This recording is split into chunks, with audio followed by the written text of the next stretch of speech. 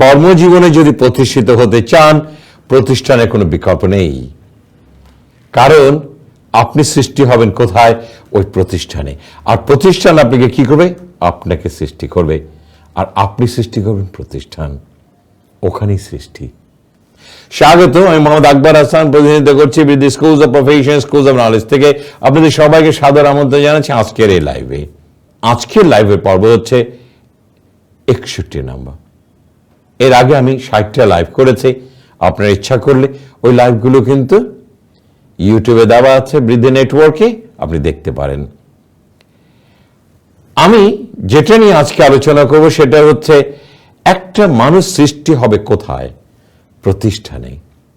এবং সেই কারণেই আপনার কাছে প্রতিষ্ঠানটা কতটা মূল্যবান এবং প্রতিষ্ঠান কিভাবে তার ভূমিকা পালন করে আপনাকে সৃষ্টি করতে।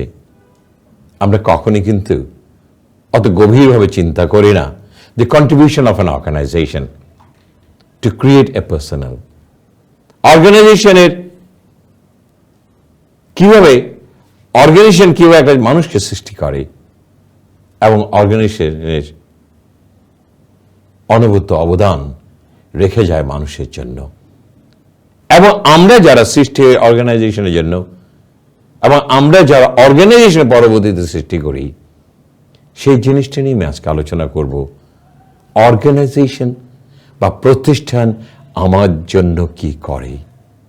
আমি আজকে শুধু একটা কথা বলবো, প্রতিষ্ঠান আমার জন্য কি করে সেটা নিয়ে আলোচনা করব।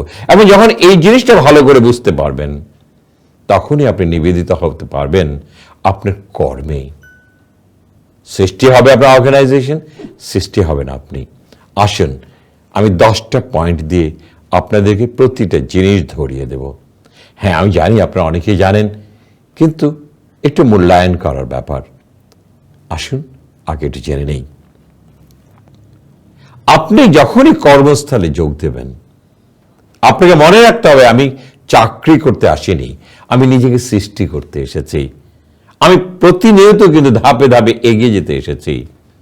সেই কারণেই আমি যে ধাপে ধাপে এগিয়ে যাব, সেই সিঁড়িটা কে দেবে? সেটা দেবে আমার অর্গানাইজেশন।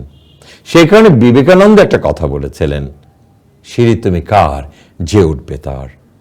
ওই সিঁড়িটা কিন্তু আপনার সামনেই কিন্তু দিয়ে দেবে অর্গানাইজেশন। যাও, স্কাই ইজ দ্য লিমিট। সেই কারণে আমি বলছি, যখন আপনি একটা সিঁড়ি পেয়ে গেলেন, জীবনে উঠার একটা পথ পেয়ে গেলেন, সেটা কে দিল? দিল আমার অর্গানাইজেশন। তাহলে আমি অর্গানাইজেশনকে কিভাবে দেখব? আমি অর্গানাইজেশনকে মনে রাখতে হবে এটা আমার সর্বদাই আমার পুণ্য স্থান, এটা আমার পবিত্র স্থান, এখানে আমার সৃষ্টি হব আমি। আমি যখন আমার অর্গানাইজেশনটাকে একটা পুণ্য স্থান হিসেবে গ্রহণ করে নেব, পবিত্র স্থান হিসেবে গ্রহণ করে নেব, তখন আমার মানসিকতা পরিবর্তন হবে। আমি যেহেতু এটা পবিত্র স্থান মনে করছি, আমার কর্মকাণ্ডগুলো তখন সঠিকভাবে পরিচালিত হবে। ওখানেই হবে আমার সৃষ্টি। ফার্স্ট অ্যান্ড ফরমোস্ট আমি বারবারই বলছি, আমার অর্গানাইজেশন আমার সবচেয়ে পবিত্র স্থান। এটাকে যেদিন আপনি ভালোভাবে মেনে নিতে পারবেন, গ্রহণ করতে পারেন মনে প্রাণে, সেদিনে আপনি সৃষ্টি হবেন।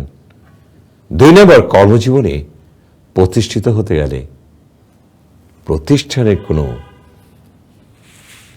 বিকল্প নেই। আমি আবারও কথাটা বলছি, কর্মজীবনে যদি আপনি প্রতিষ্ঠিত হতে চান, প্রতিষ্ঠানের প্রয়োজন অপরিসীম। কেন? ওই অর্গানাইজেশনে কিন্তু আপনি আস্তে আস্তে উপরে উঠবেন। আগে ছিলেন আপনি জুনিয়র অফিসার, এরপরে হবেন আপনি অফিসার, এরপরে হবেন সিনিয়র অফিসার, এরপরে হবেন ডেপুটি ম্যানেজার, এরপরে হবেন ম্যানেজার, এরপরে হবেন ডিরেক্টর, জেনারেল ম্যানেজার, ডিরেক্টর। কোথায় হবেন?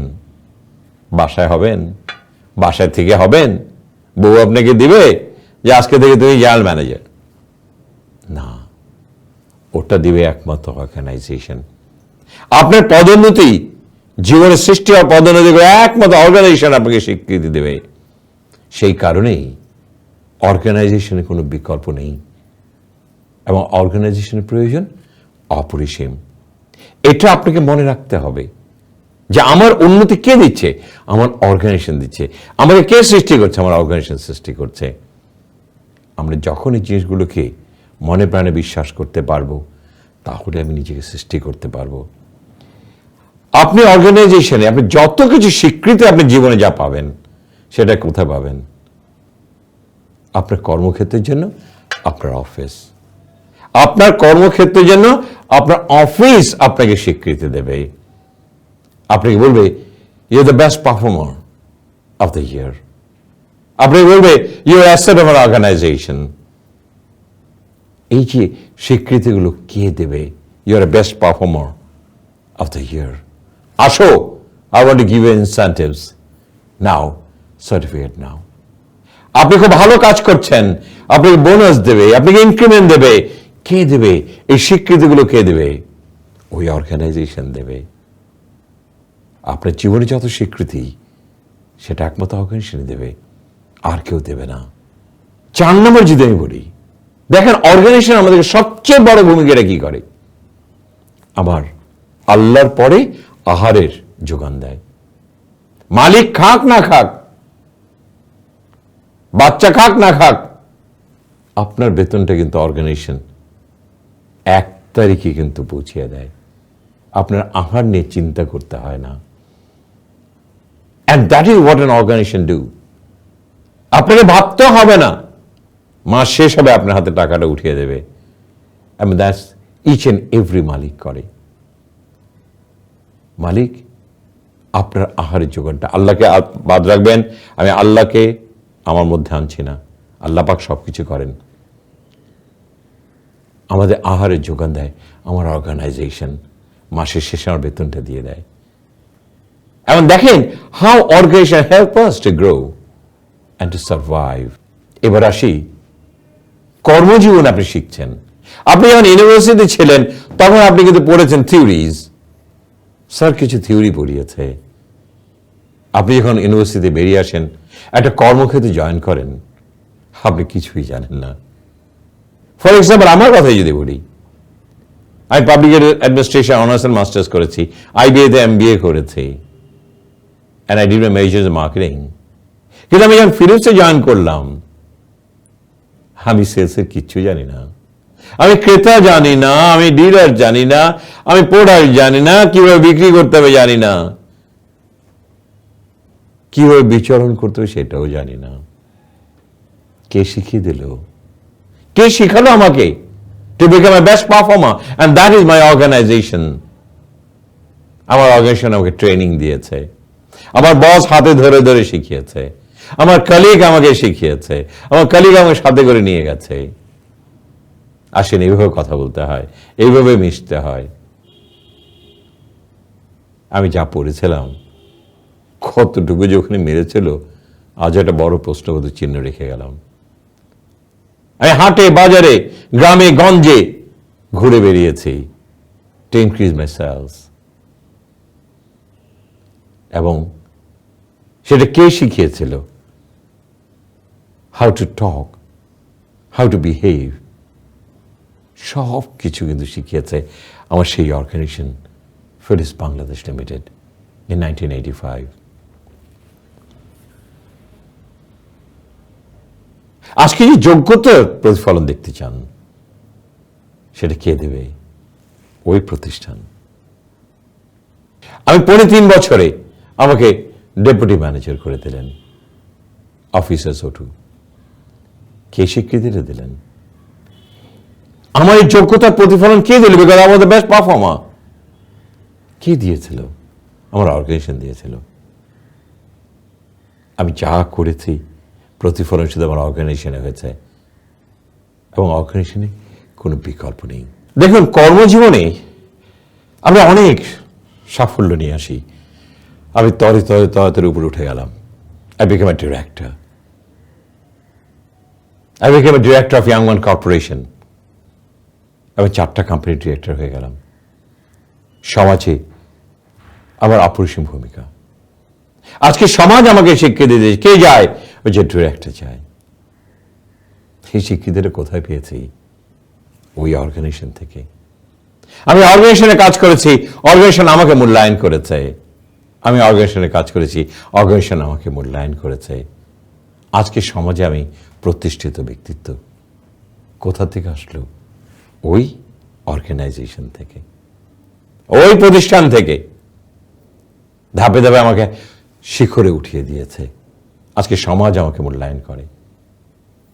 পেয়েছি থেকে অর্গানাইজেশন থেকে। এবার আসি, আমি আমার জীবনের বাজিটা লড়তে চাই।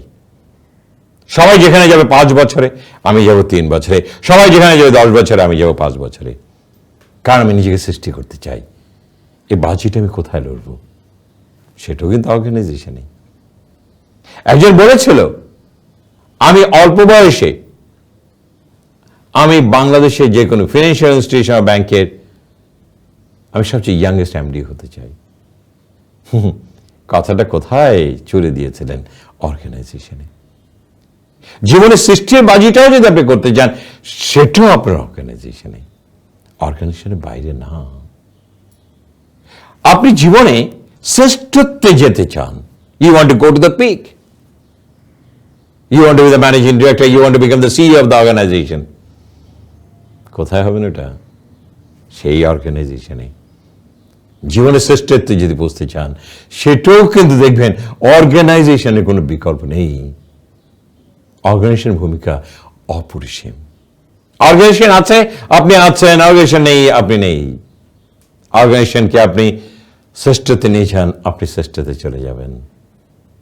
দুটোই কিন্তু ওতপ্রোতভাবে জড়িত। ও বলবে, তুমি আমাকে কি দিয়েছ? আর আপনি বলবেন, আমি তাই দিয়েছি। অর্গানাইজেশন আপনাকে তাই দিয়ে দেবে। And this is reciprocal. এটাকে মনে রাখতে হবে। এবং সর্বশেষ যেটা বলছি, দেখেন, অর্গানাইজেশন আপনার শেষ বিন্দু পর্যন্ত আপনাকে সাপোর্ট দিয়ে যায়, আপনাকে বাঁচিয়ে রাখে। আপনি মৃত্যুর আগ পর্যন্ত কিন্তু পেনশনও পান। আপনি কারোর কাছে হাত পাততে হয় না। আপনার আহারের যোগানটা পর্যন্ত আপনার শেষ বিন্দু পর্যন্ত দিয়ে যায়। And they gave you pension. তুমি কারোর কাছে হাত পেত না। আমি তোমার আহারের যোগান দেব। তুমি আমার অগ্রসের জন্য এত কিছু করেছ, আমি তোমার জন্য শেষ বিন্দু পর্যন্ত থাকবো। দেখেন, একটা অর্গানাইজেশন একটা এমপ্লয়িকে কতটা মূল্যায়ন করে, কতটা মূল্যায়িত করে।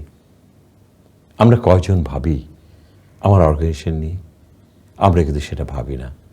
আর যারা ভাবে, যারা পবিত্র স্থান হিসেবে চিহ্নিত করে, যারা এই 10টা পয়েন্টকে তারা মূল্যায়ন করে, মূল্যায়িত করে, নিজেও মূল্যায়িত হয়, অর্গানাইজেশন সৃষ্টি হয়, সৃষ্টি হন আপনি।